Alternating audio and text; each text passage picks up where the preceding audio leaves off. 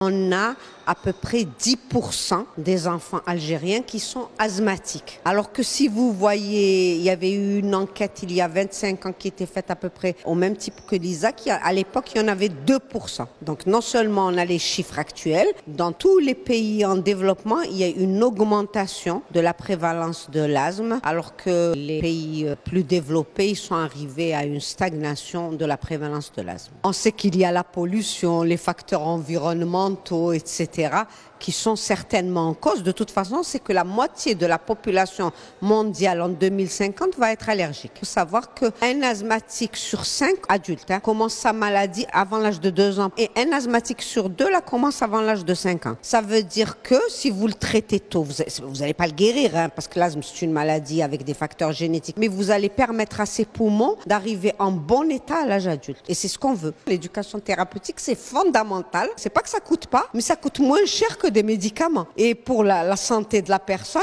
et pour l'environnement, elle est primordiale. Le système d'inhalation chez l'enfant qu'on utilise, il est primordial. Si on l'a bien expliqué, on a donné le bon selon l'âge, c'est vraiment primordial. Donc finalement, c'est l'éducation thérapeutique qui est primordiale.